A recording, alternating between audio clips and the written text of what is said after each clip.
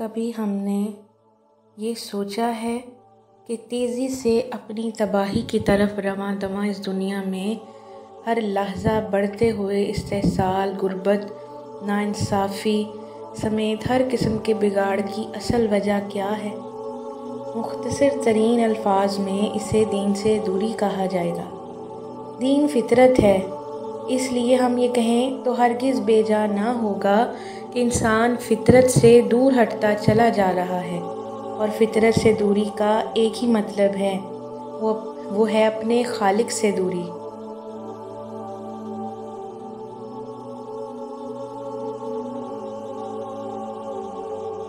اور ہم تمہیں کچھ خوف اور بھوک اور مالوں اور جانوں اور ثمرات کے نقصان سے ضرور آزمائیں گے، اور صبر کرنے والوں کو خوشخبری دے دو۔ خالق ہمارا رب کہہ رہا ہے کہ وہ آزمائے گا، ٹیسٹ لے گا، تاکہ دیکھ لے کون اچھا ہے اور کون برا۔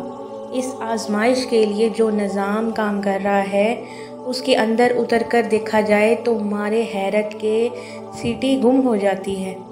ہمارے نفس میں ہر شے سے جذباتی طور پر وابستہ ہو جانے کی جبلت بے پناہ طاقتور ہے۔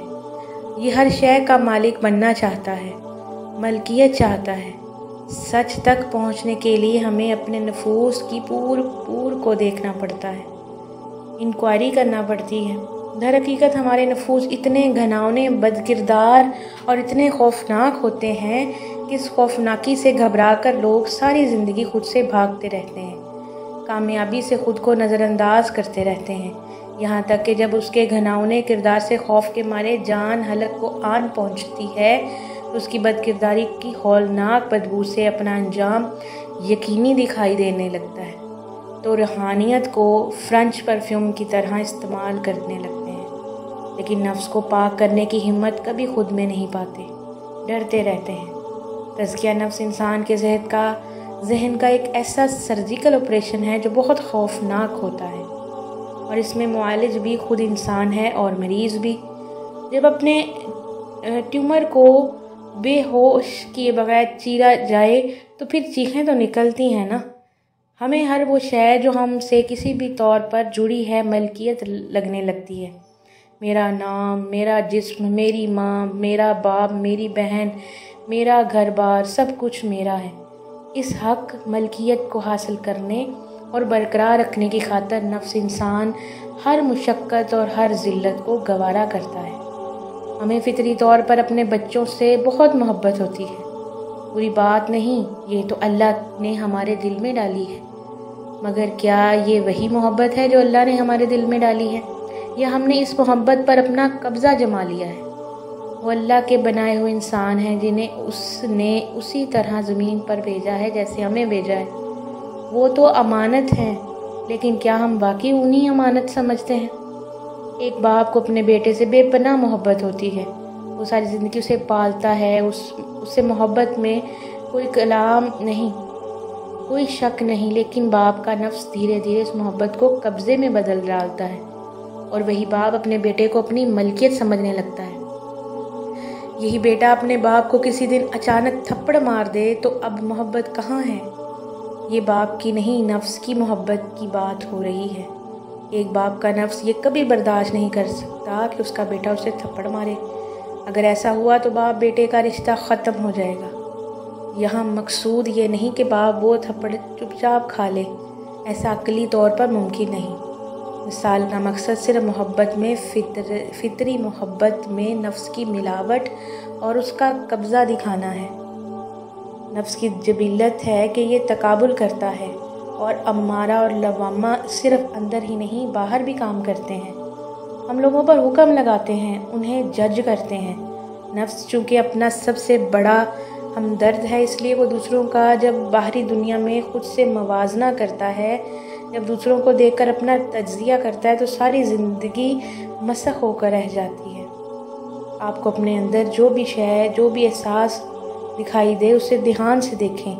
آپ کی فطرت قابض ہے، اور اس قابض فطرت کو پالنے کے لیے آپ کو ظلم و ناانصافی سے بھی کام لینا پڑتا ہے۔ ہم سب اپنی اصلیت میں حاسد ہوتے ہیں، بات کا خود ہمیں احساس نہیں ہوتا کہ ہم کتنی گہرائیوں میں جا کر ایک حاسد ہیں۔ سمجھنے کی کوشش کرتے ہیں۔ ہم خود سے متعلقہ ہر شے کو اپنی محدود عقل سے دیکھتے ہیں۔ خود سمیت ہم نے اپنے ذہن میں ہر شے کا، ہر شخص کا بت بنا لیا ہے اور اسے اپنی ملکیت سمجھتے ہیں۔ اس کے خیال میں اگر وہ اپنی بیوی کے لیے اتنی محبت کرے تو محبت عزت دیتا ہے، تو بیوی کو بھی جواب میں اس کی خدمت کرنی ہے۔ تو ہم حاکم کیوں ہونا چاہتے ہیں؟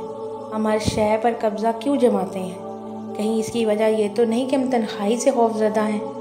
اگر انسان اپنے نفس کو مہذب اور تعلیم یافتہ کر لے تو یہ تمام جبلیات دھیرے دھیرے متوازن ہونے لگتی ہیں اور زندگی پہلے کی طرح ہی گزارتا ہے، مگر اس کی بلند عقل اسے بتا چکی ہوتی ہے کہ یہ سب عارضی ہے، یہ سب عارضی ہے۔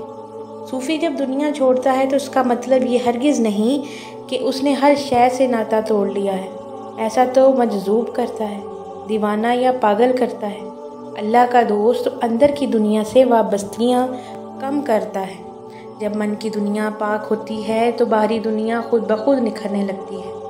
زندگی کی خوبصورتی اس کے رشتے ناتے ہیں، مگر پاگل پن کی حد تک ان سے محبت اللہ کی دوری ہے، اور یہ دوری انسان کو جانور سے بدتر بنا دیتی ہے۔